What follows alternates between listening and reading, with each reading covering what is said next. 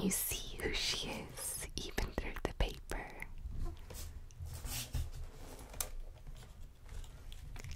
It's Nendoroid Sirpa from Golden Kamuy.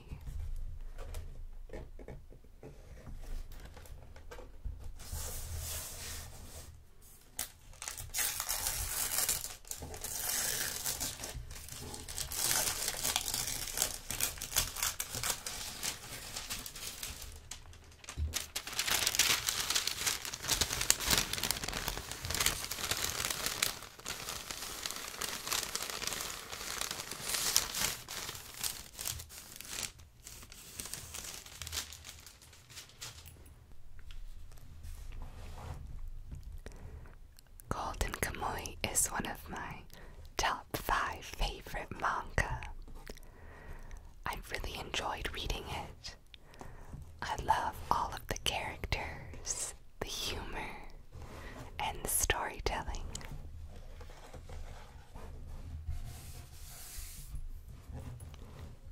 For those of you who aren't familiar with Golden Kamuy, it is a manga that takes place after the Japan-Russo War in northern Japan's Hokkaido.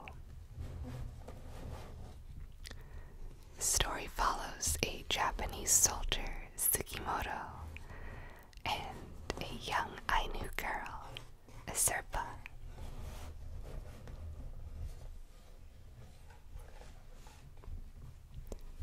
Many characters join the story, all with their own interesting quirks and abilities.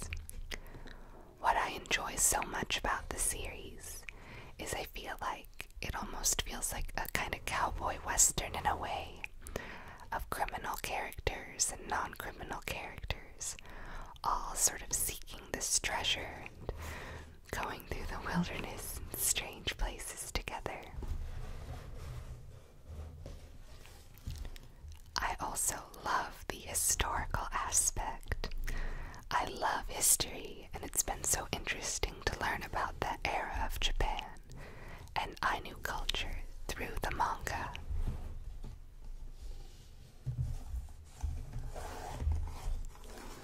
Golden Kamuy also has an anime. I haven't watched it, but a lot of people like it, I've heard. I prefer manga, especially since there's like 180 something chapters versus not as much anime. I also really enjoy the people who translate the fan translation, as they always include notes at the end of all the historical things and Ainu things mentioned.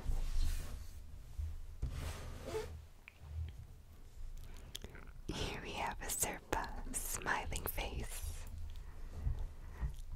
Here she is, trying out Sugimoto's Osama Misao, very hesitant to do so. And another hilarious faceplate shown, as well as here. Now let's open her up.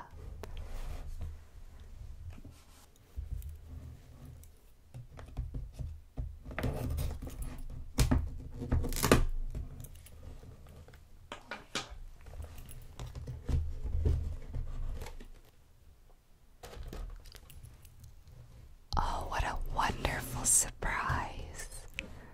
The inside has artwork of one of the towns they visit. I'm not sure exactly which one, but I have never seen an Nendoroid with such a detailed interior.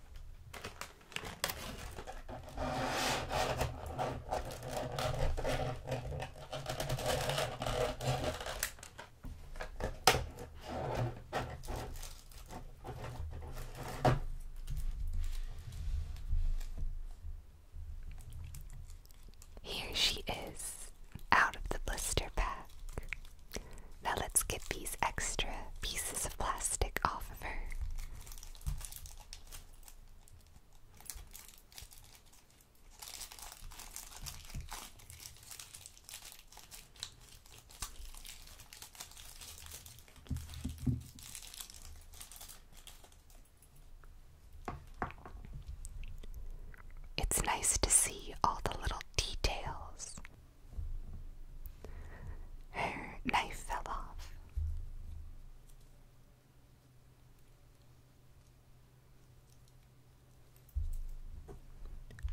Cute that you can display her without her fur cloak.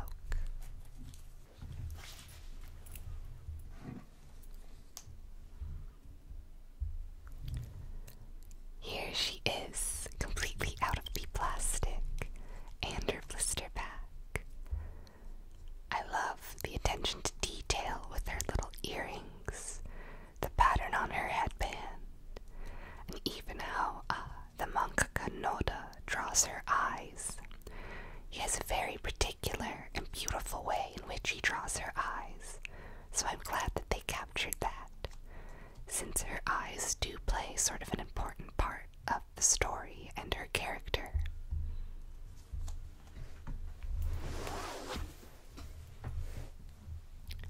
Now let's put some different face plates on her, since that's part of what makes her Nendoroid so fun.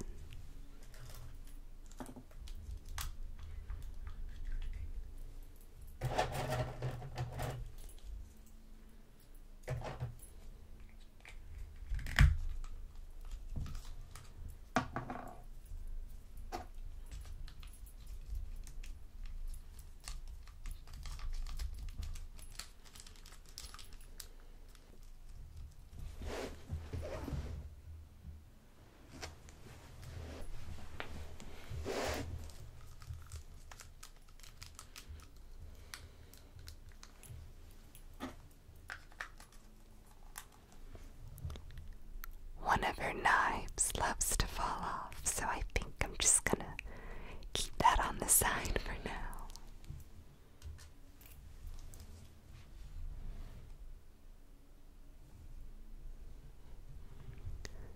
This faceplate is very good. I love how they captured the wonderful animated quality of the faces Noda draws. That's definitely one of the things I say is the best about Golden Kamuy when I recommend it to people, that the expressions are so hilarious and make for such great humor. I really wish they didn't make these knives detachable, as their pegs are so small and they just want to fly right off.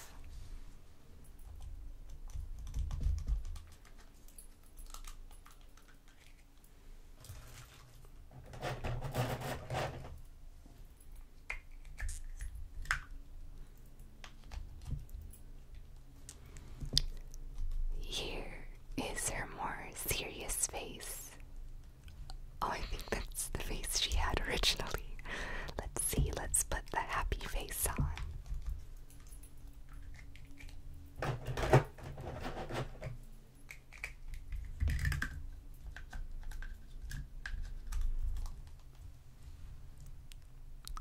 Very cute. What I love about Asurpa's character is that even though she's a young girl, I'm guessing maybe 13, 14, she's incredibly strong, and all of the other characters respect her prowess as a hunter and of her knowledge of the land and of hunting.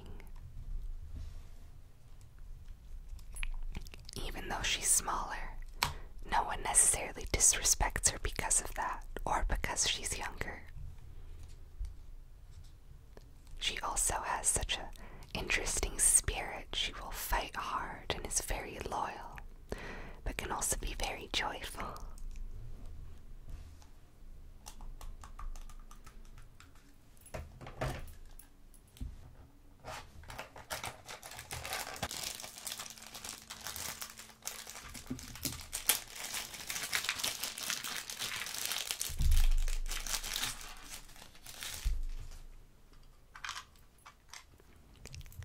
And here we have the standard Nendoroid stand and base. Oh, and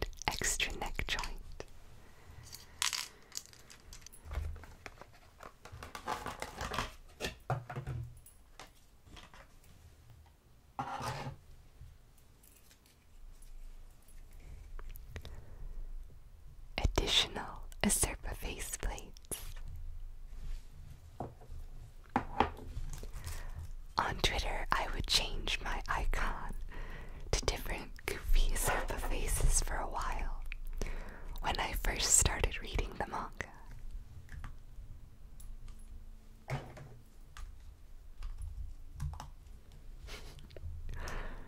This one is just so good.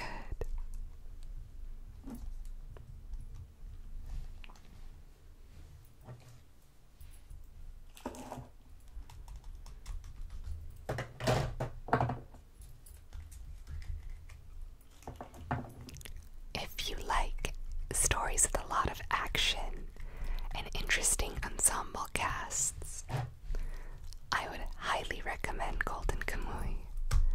There's a lot of hijinks, is the best way I can put it.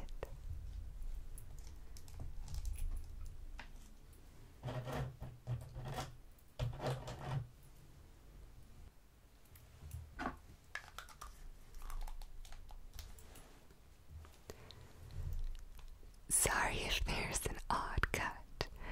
The other knife decided to pop off again, so we're just gonna go knifeless for now. My top 3 favorite Golden Kamuy characters would have to be, oh, these darn arms, Acerpa, Tsukimoto, and Okada. While Okada is a more antagonistic character, especially in the beginning, I find him very interesting as around chapters 170, I believe, we get more backstory on him, and he always is sort of a mystery what his goals are, who he is loyal to, and I find that very fascinating. I'm curious to see where his character goes, because he has been given the most backstory in the manga, besides Tsukimoto and Acerpa. Even Shiraishi doesn't have as much.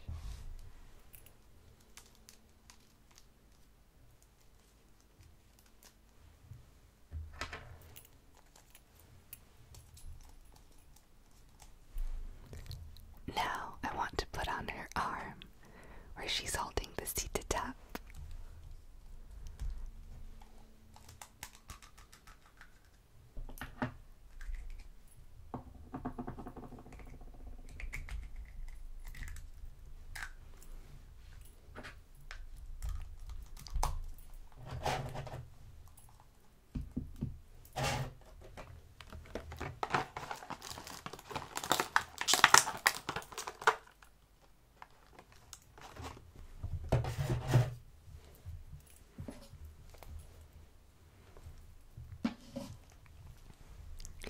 Forgive me, I actually didn't look very close at the part.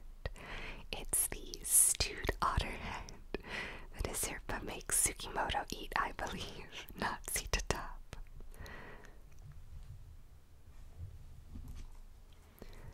Speaking of the accessories she has, I do wish they would have included her bow and arrow. They're such an integral part of what her character looks like. So I think it's a shame that they didn't include it.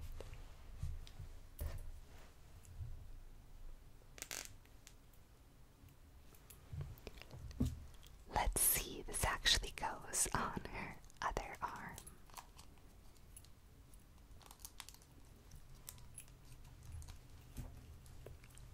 Just remove her hand.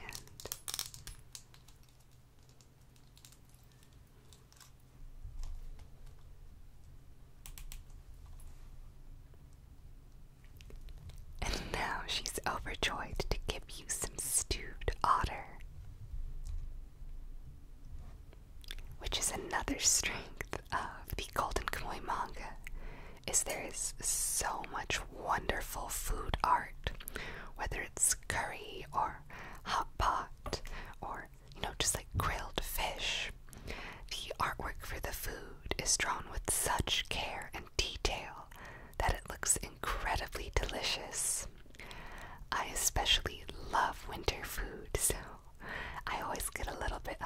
when they're eating another nabe pot.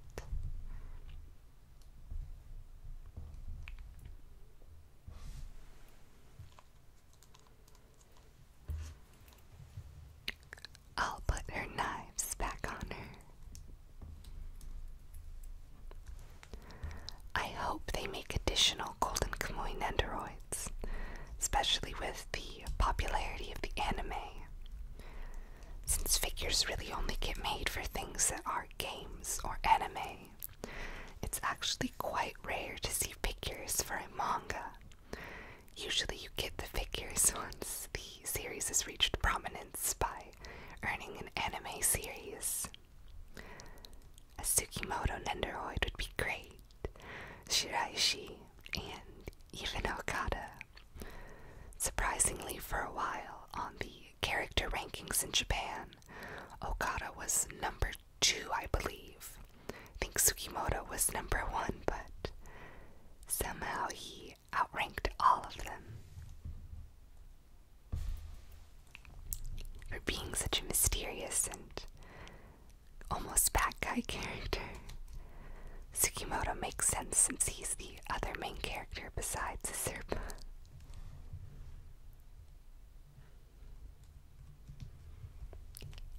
Very cute. Really do wish her bow and arrow was included, especially since she includes this sort of focused, serious face. Would have nice to just be seeing her holding the bow and arrow. She doesn't necessarily even have to be drawing it, but scenes of her hunting are just very iconic.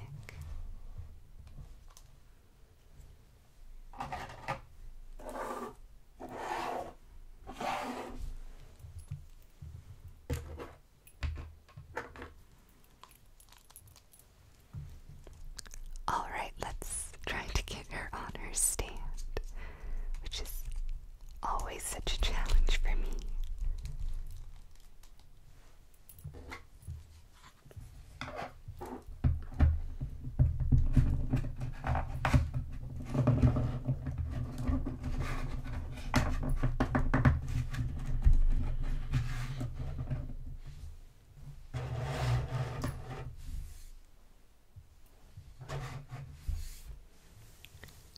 And we have success. Usually I can't really get the pegs to fit in on the first try, so good job, me.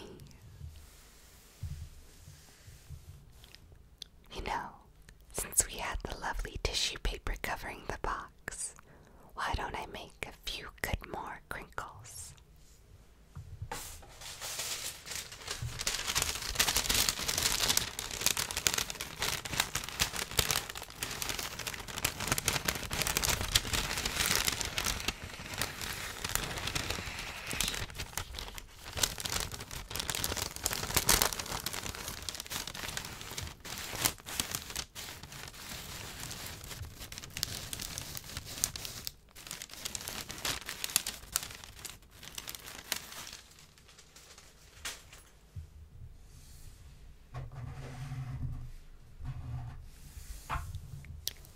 I hope you enjoyed opening this Nendoroid with me. She's definitely an adorable treasure. I'm curious to see if I can fit her faceplates on other Nendoroids. I don't know if her earrings or ears would get in the way, and if they're sized differently than other Nendoroids.